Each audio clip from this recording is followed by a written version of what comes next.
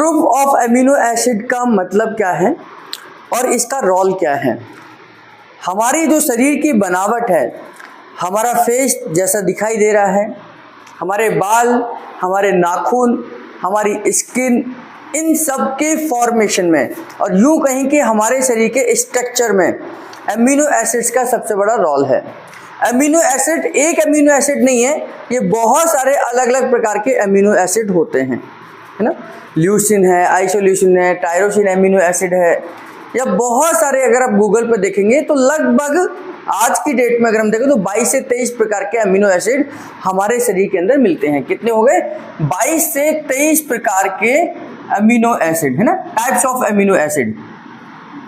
अब इसमें क्या है, अगर हम और देखेंगे तो गूगल इसको दो हिस्सों में डिवाइड करता है, एक एसेंशियल अमीनो एसिड, एक है नॉन एसेंशियल अमीनो एसिड, यानी कि दो लिस्ट बनाता है। एक है लिस्ट एसेंशियल अमीनो एसिड और दूसरी लिस्ट है नॉन एसेंशियल अमीनो एसिड्स।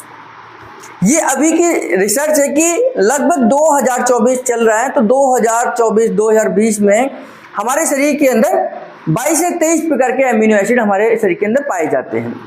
अगर हम आज से 50 साल पहले का अगर देखें, रिसर्च करें, तो लगभग इससे ज्यादा प्रकार के अमीनो एसिड हमारे शरीर में पाए जाते थे, यानी कि उस समय पर हो सकता है 25 से 30 प्रकार के अमीनो एसिड पाए जाते होंगे। उससे अगर हम और पहले चले जाएं तो हो सकता है 30 से 35 प्रकार के अमीनो एसिड हमारे शरीर में पाए जाते हों। अब ये कम क्यों होते चले जा रहे हैं, इसका मतलब समझना है, और इसका हमारे शरीर पर क्या प्रभाव पड़ेगा ये समझना है। और ये एसेंशियल और नॉन एसेंशियल अमीनो एसिड का मतलब क्या है। एसेंशियल और नॉन एसेंशियल अमीनो एसिड का पहले तो ये समझ आया कि ये अमीनो एसिड का रोल क्या है। हमारे बॉडी स्ट्रक्चर में इसका सबसे ज्यादा रोल है। हम जैसे दिख रहे हैं तो कहीं ना कहीं हमारी नाक की बनावट इन एमिनो एसिड्स की वजह से है, हमारे गालों की, हमारे स्किन की, हमारे बालों की जो बनावट है, जो थिकनेस है, जो लंबाई है, जो मोटाई है, कलर है, इस सब में कहीं ना कहीं हमारे एमिनो एसिड्स का रोल है।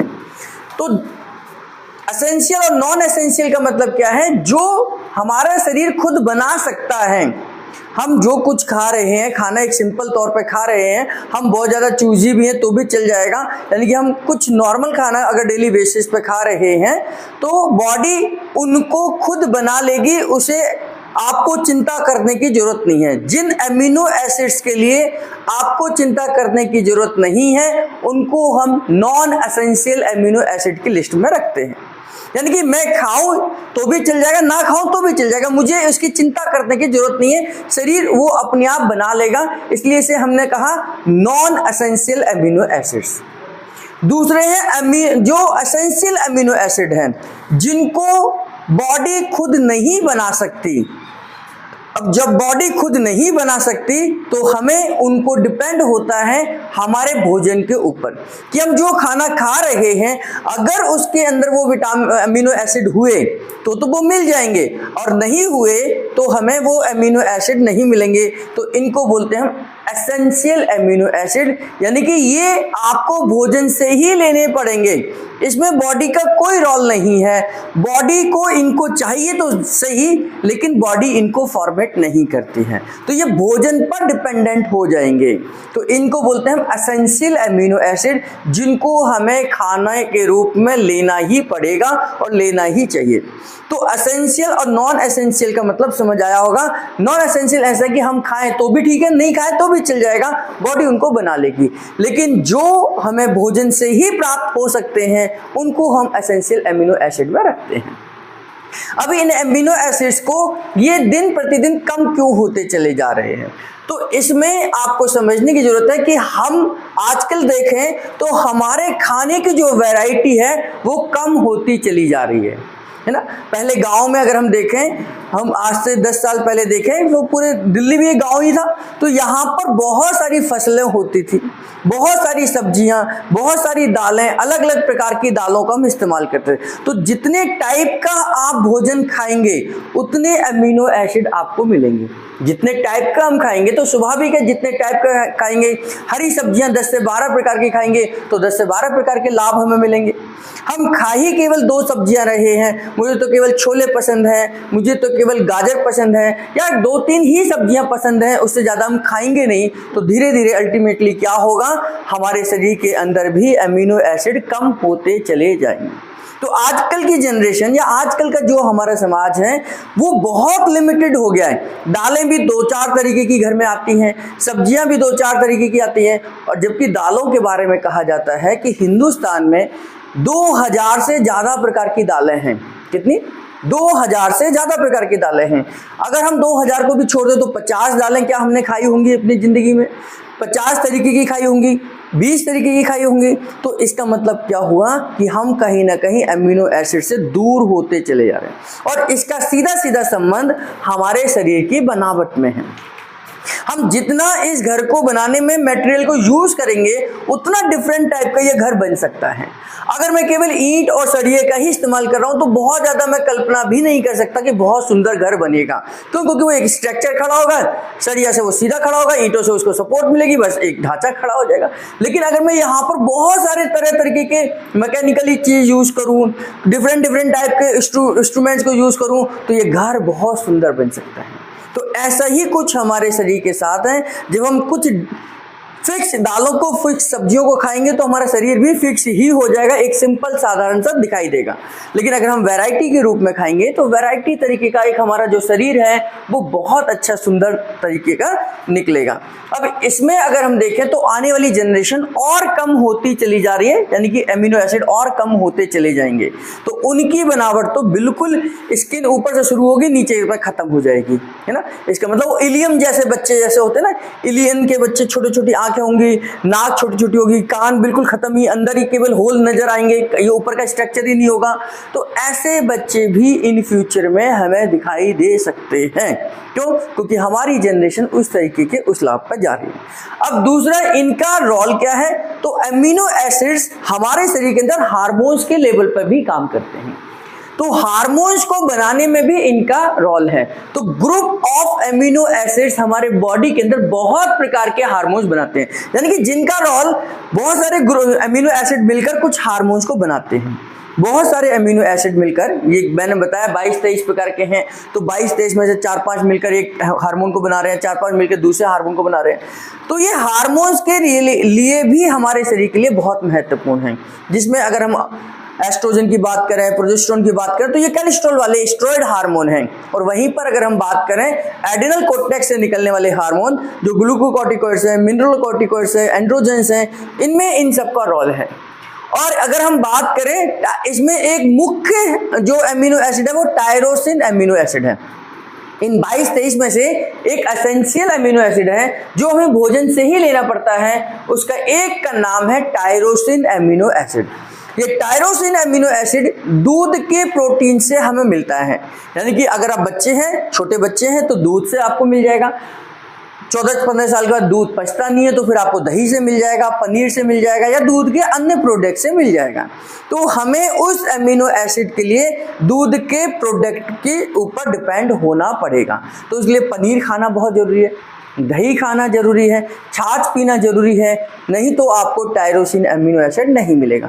अब ये टायरोसिन एमिनो एसिड नहीं मिलेगा, मान लीजिए जो बच्चे कहते हैं मुझे दूध पसंद नहीं है, मुझे पनीर पसंद नहीं है, मुझे छाछ पसंद नहीं है, मुझे दूध का कोई भी प्रोडक्ट पसंद नहीं है, बहुत सारे ऐसे बच्चे हो सकते हैं। तो उस कंडीशन में क्या होगा कि उस बच्चे को टायरोसिन एमिनो एसिड नहीं बनेगा। जब खाएगा नहीं तो बनेगा कैसे? अब जब टायरोसिन एमिनो एसिड नहीं जाएगा बॉडी के अंदर, तो ये टायरोसिन एमिनो एसिड हमारे थायराइड ग्लैंड का बेसिक केमिकल है, यानी कि थायराइड ग्लैंड को ठीक काम करने के लिए चाहिए ही चाहिए। अब जब ये नहीं होगा तो थायराइड ग्लैंड गड़बड़ हो जाएगा।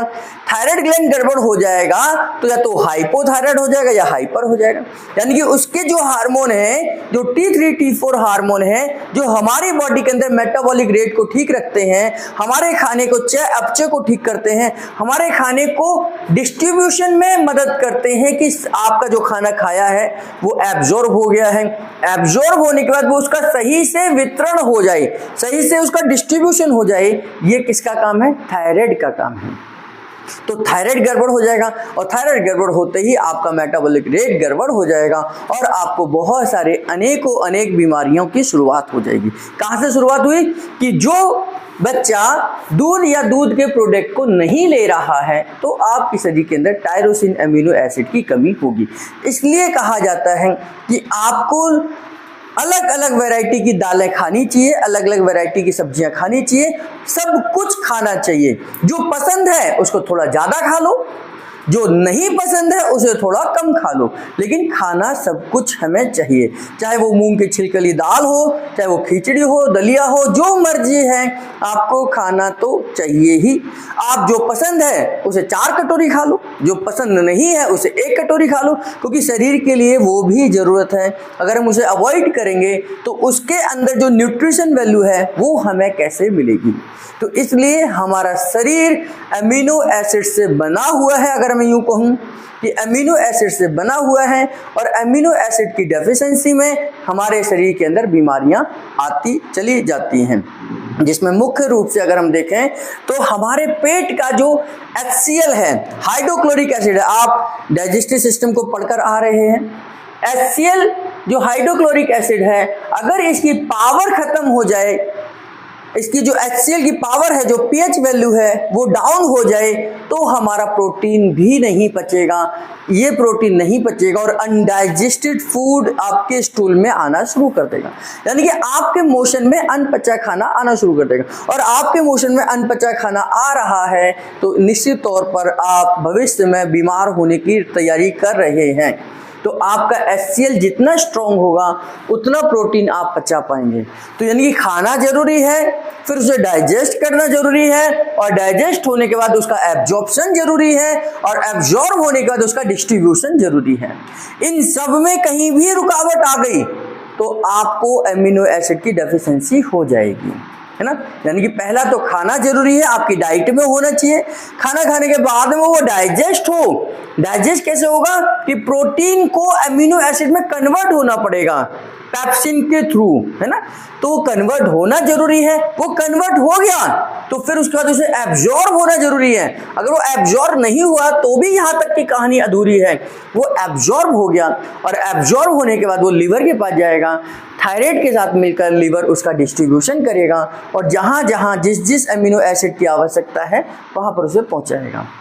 तो ये स्टेप बाय स्टेप एक चैन है। इस चैन में कहीं पर भी बाधा आ जाएगी तो आपको बीमारी आनी शुरू हो जाएगी। तो ग्रुप ऑफ अमीनो एसिड हमारे लिए सबसे ज़्यादा ज़रूरी है, और बिना अमीनो एसिड के हम स्वस्थ नहीं रह सकते हैं। तो सब कुछ खाइए, अच्छा खाइए, कम खाइए, अगर नहीं पसंद है तो कम खा लो, और पसंद है तो ज़्यादा खा लो। इस तरीके से अगर हम चलेंगे तो हम हर प्रकार के अमीनो एसिड्स को ले पाएंगे, है ना।